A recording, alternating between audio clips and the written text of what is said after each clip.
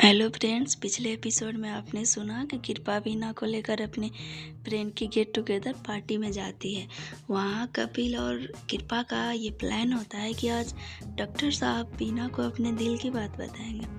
कपिल उस पार्टी में बीना को पीने के लिए जूस देता है। अब आगे जूस पीते हुए बीना की नज़रें डॉक्टर साहब पर जाती है और वो अपने नज़रें दोबारा से झुका लेती है क्योंकि उसकी नज़रें में नमी आ गई थी। वो थोड़ी दूर बैठी कृपा से कहती है, जो कि अभी अपने कॉलेज फ्रेंड से बात कर रही थी, हम जरा गार्डन में जाते हैं। इतना कहकर बिना कृपा की बात सुने ही वो वहाँ से बाहर निकल जाती है। कृपा ने धीरज को इशारा किया कि यही सही वक्त है भाई, जाकर बीना को अपने दिल की बात बता दो, और उसने धीरज को बाहर जाने का इशारा किया। कपिल ने भी कहा कि जा यार, भाभी को बोल दे कि तू उससे कितना प्यार करता है, मैं सब देख लूँगा यहाँ का।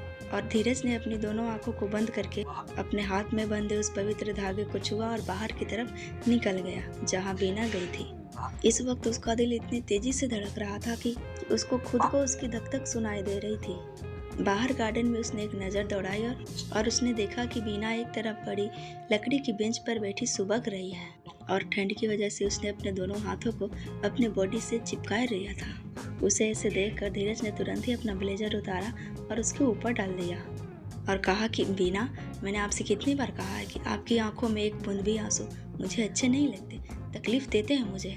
बीना ने जैसे ही पलटकर देखा तो सामने धीरज को खड़ा देखकर वो वहाँ से जाने लगी और धीरज उसकी बाँह पकड़कर उसे अपनी तरफ खींच लेता है। नहीं बीना, आज नहीं, आज मैं आपको बिना कुछ भी सुने जाने नहीं दूंगा।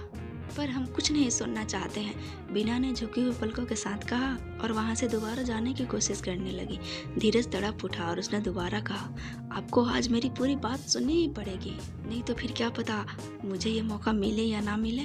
कहते हुए धीरज की आंखें हल्की सी बनीली हो गई। फिर थोड़ी ही देर तक दोनों खामोश हो गए।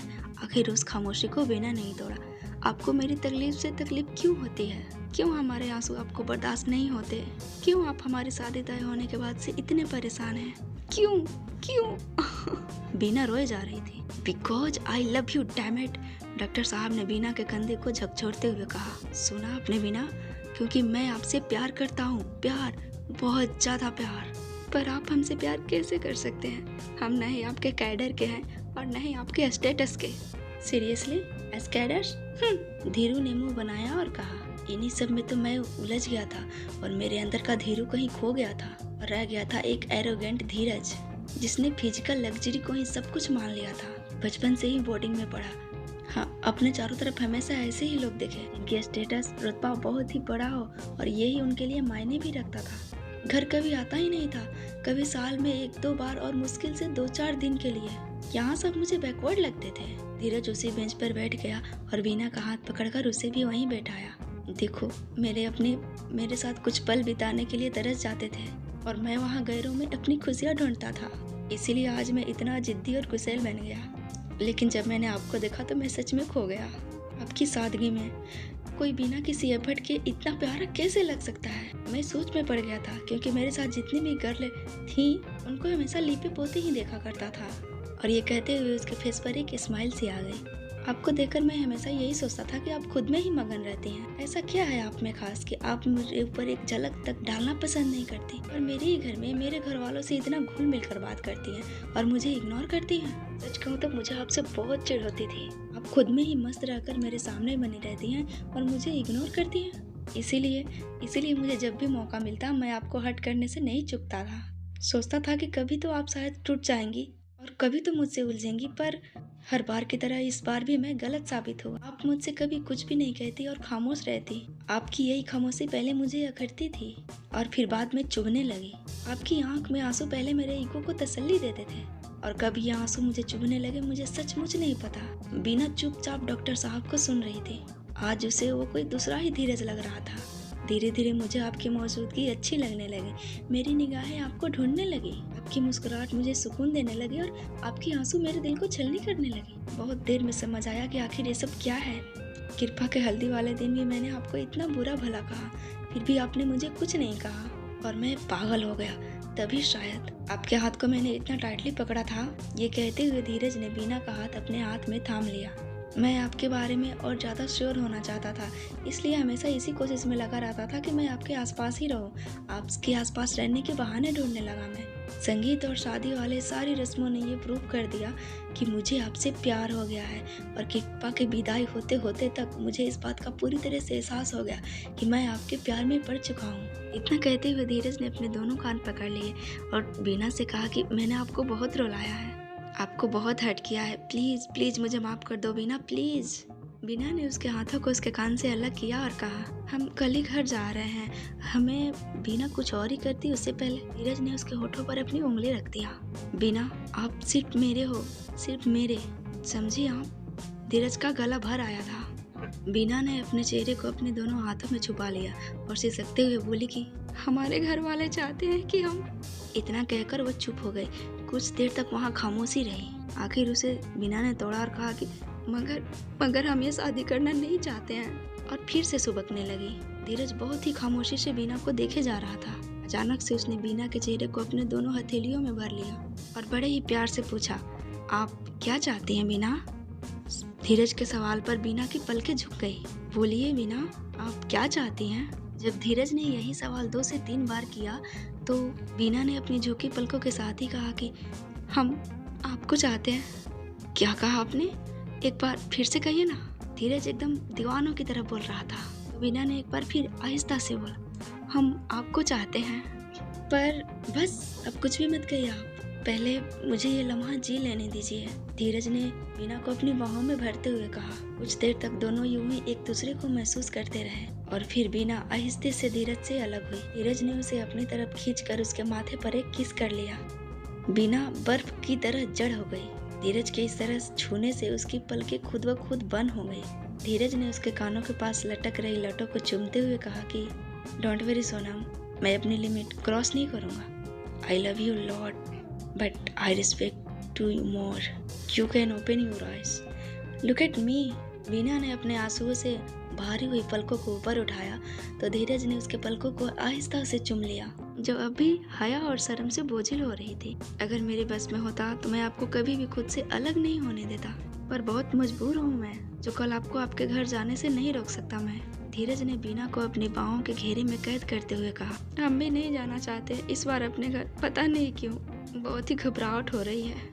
आप परेशान मत होइए, आप आराम से जाइए, धीरज ने कहा, और वहाँ अपने परिवार वालों के साथ क्वालिटी टाइम बिताइए। बस जिस दिन आप उस महाशय से मिलिएगा उनकी फोटो और बायोडाटा मुझे मैसेज कर दीजिएगा, जरा मैं भी तो देखूं मेरी जिंदगी पर दावा करने वाले में कितना दम है। और बीना उसके इस बात पर हल्के से मुस्कुरा दी। चलें? बीना ने धीरज से कहा तो उसने कहा कि जरा 1 मिनट रुकिए बीना, और वो अपने जींस की साइड पॉकेट से एक खूबसूरत गिफ्ट बॉक्स निकाल कर बीना को गिफ्ट कर देता है। बीना पूछती है, इसमें क्या है? तो धीरज कहता है कि खुद ही देख लीजिए। बीना ने जैसे ही गिफ्ट का बॉक्स खोला वो उसी में खो गई। गिफ्ट में एक बहुत ही खूबसूरत सोने की पाजिब थी। एक पतली लड़ी में जगह जगह पर कई सारे छोटे छोटे रौने एक लड़ी में एक साथ लगे हुए थे। ये वही पाजिब थी जब बीना ने तब पसंद की थी जब वो कृपा के साथ उसकी ब्लाउज की फिटिंग देने गए थे। वहीं उसने दूसरी शॉप पर ये पाजिब देखी थी।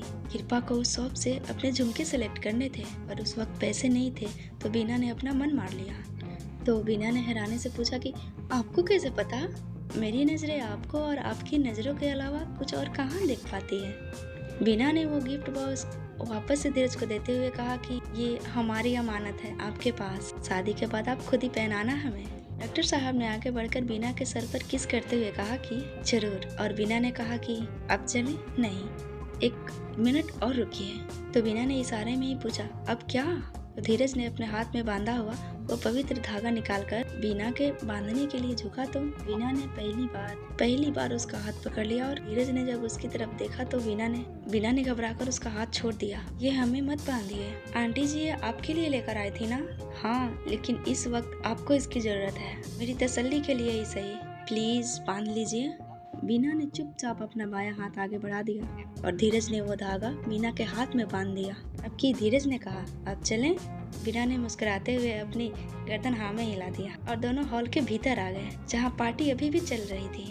बीना ने अभी भी धीरज का ब्लेजर ही पहना हुआ था। उसे देखते ही कपिल और कृपा दोनों के चेहरे पर स्माइल आ गई। जाहिर सी बात थी कि उन दोनों में से किसी को भी अब बीना या फिर धीरज से कुछ भी पूछने की कोई जरूरत ही नहीं थी। धीरज ने कपिल को कस के गले लगाया और उसी के कानों में धीरे से बोला, थैंक्स यार। तो कपिल धीरज के सर पर एक जोर का चांटा मारा। साले, यार भी बोलता है, भाई भी बोलता है, बडीज भी बोलता है और थैंक्स भी बोलता है। इतना कहते हुए कपिल ने दोबारा से धीरज को गले लगा लिया और कृपा ने बीना की तरफ देखकर अपने आंखों को विंक कर दिया। बीना शर्माते हुए इधर उधर देखने लगी। कुछ देर वहाँ रुकने के बाद सभी लोग घर के लिए निकल पड़े। रास्ते में भी डॉक्टर साहब बीना को ताड़े ही जा रहे थे। पहले छुप छुप कर देखते थे और अब सामने सामने खुला खुला। तभी कृपा बोली, भाई इतना सन्नाटा क्यों है?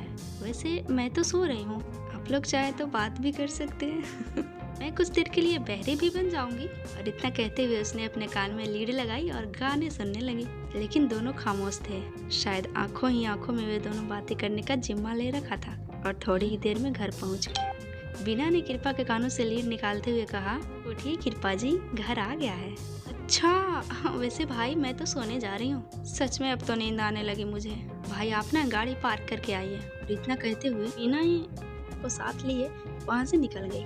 धीरज ये देखकर मुस्कुराने लगा। बीना गाड़ी से बाहर आई और जैसे ही जाने के लिए मुड़ी, अमित ने कहा, बीना अगर आप ऐसे ही चली गई तो फिर कृपा का अकेले जाना बेकार हो जाएगा।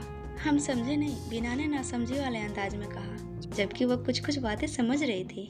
डॉक्टर साहब ने बिना एक पल ही गवाए बीना को हक कर लिया। कुछ देर दोनों ही एक दूसरे में ऐसे ही खोए रहे। पर धीरज जी, वो तो रहे गर्म खून वाले एंग्री यंग मैन। बीना की खुशबू ने बहका रही थी और उनकी गिरफ्त बीना पर कसने लगी थी। इससे पहले कि धीरज अपना बीना से किया हुआ वादा तोड़ता, उन्होंने खुद ही हौले से बीना को छोड़ दिया।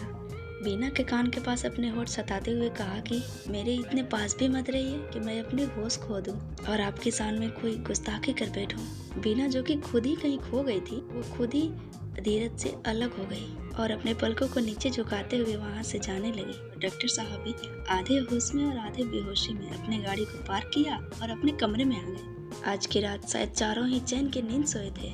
अगली सुबह बड़ी हल्की फील हो रही थी। आज फिर घर में वही चहल पहल मालूम पड़ रही थी। लास्ट नवंबर की गुलाबी सुबह कुछ अलग ही मजा दे रही थी। उस गुलाबी ठंडक में धीरज जी अपना पसीना जिम में बहाए जा रहे थे। कृपा बिस्तर पर पड़ी पड़ी कुनमुना रही थी, क्योंकि सुबह सुबह इस रोमांटिक भरी मौसम में आदित्य जी अपनी पत्नी से प्यार भरे बात करना चाह रहे थे और इस वजह से कृपा का फोन लगातार बज रहा था और कृपा बार बार उसके फोन को साइलेंट मोड पर करके सोने की कोशिश कर रही थी। मतलब हद होती है, पति प्यारे दो मीठे बोल सुनने के लिए तरस रहे हैं और पत्नी को नींद से ही फुर्सत नहीं। बीना भी जग गई थी। अपने बिस्तर को समेटते हुए कल रात में अपने और धीरज के बीच हुए प्यार वाली बातों को याद कर करके मंद मंद मुस्कुरा रही थी। बहुत खुश थी वो ये जानकर कि डॉक्टर साहब उसे इतना प्यार करते हैं। वो गुनगुनाते हुए बाथरूम में घुस गई। नहाकर वो अपने गीले बालों को धूप में सुखाने के लिए बाहर छत पर आ गई और बालों को झटकने लगी। तभी उसी वक्त छत के दूसरे साइड पर धीरज अपना प्रोटीन शेक पीते हुए बाहर निकल आया। बाल झटकने से बीना के बालों के पानी सूरज की किरणों में मोती जैसे चमक रही थी और धीरज उन्हीं मोतियों की चमक में कहीं खोस आ गया था। उस सुबह के धूप में बीना बिल्कुल खिली हुई ताजी कली के जैसी लग रही थी और डॉक्टर साहब सिर खुजाते हुए सोच में पड़ गए, कौन ज्यादा खूबसूरत है, ये सुहानी सुबह या फिर हमारी बीना। अचानक ही बीना पीछे की तरफ मुड़ी तो डॉक्टर साहब को अपनी तरफ देखते हुए पाया। तो पहले तो वो घबरा गई, पुरानी आदत इतनी जल्दी थोड़े न जाती है। और फिर हल्की सी स्माइल देते हुए वो वहाँ से चली गई। वो तैयार होकर नीचे आई और रसोई घर में राधिका जी का हाथ बटाने लगी। तभी कृपा पीछे से उबासी लेते हुए आ गई और दोनों को पीछे से हक करते हुए कहा, गुड मॉर्निंग ब्यूटीफुल लेडीज, हो गई सुबह तुम्हारी। राधिका जी ने प्यार से झिड़का, बेटा अब तो जल्दी उठने की आदत टालो, ससुराल वाली हो गई हो तुम। ओफो माँ प्लीज, सुबह सुबह नाश्ता दिया जाता है, ये लेक्चर नहीं, वो भी गर्मा गर्म चाय के साथ। और कृपा ने राधिका जी के गाल को पप्पी कर लिया। माँ सुबह जगने में ही तो सिर्फ आलस होता है, फिर उसके बाद दिन भर कितना भी काम करवा लो, यहाँ तक कि रात में भी जब तक कहोगे काम करते रहेंगे, पर सुबह जल्दी उठने के लिए मत बोलो। कृपा ने मुंह बनाते हुए बोला, तू और तेरी फिलॉसफी मेरे पल्ले पड़ने से रही। ये दलिया मैं दादी को दे के आती हूँ। राधिका जी किचन से चली गई। मौका देखते ही धीरू किचन में घुस जाता है और कृपा से पूछता है, आज नाश्ता मिलेगा या तेरी बकवास से ही पेट भरना पड़ेगा। हाँ भाई, अब तो मैं और मेरी बातें आपको बकवास ही लगेंगी। काम जो निकल गया आपका। इतना कहकर कृपा वहाँ से निकलने लगी, पर वो फिर पलटकर बोलती है, याद रखना आगे भी मैं ही काम आने वाली हूँ, समझे? और फिर वो वहाँ से सीधे दादी के पास अपना सर खपाने चली गई। उधर बीना चुपचाप हंसे जा रही थी। तभी धीरज ने कहा कि आपको बड़ी हंसी आ रही है, रुकिए अभी बताते हैं आपको। और इतना कहते हुए वो बीना की तरफ अपनी कदम बढ़ाता है और बीना फिर से अपनी पलकों को झुकाए एक तरफ चुपचाप खड़ी हो गई। धीरज जानबूझकर उसके कंधे से अपना कंधा टच कराता हुआ ऊपर रेक से गिलास निकालता है। बीना उसे अपनी बड़ी बड़ी आंखों से देखने लगती है। क्या मैं गिलास ले रहा था पानी पीने के लिए? ऐसे क्यों देख रही हैं आप मुझे? मतलब हद है, शराफत का तो जमाना ही नहीं रहा। और वो हंसता हुआ वहाँ से चला गया। दोपहर का खाना सबने जल्दी खाया क्योंकि बीना की ट्रेन दोपहर की ही थी। खाते हुए बीना को अजीब सा फील हो रहा था।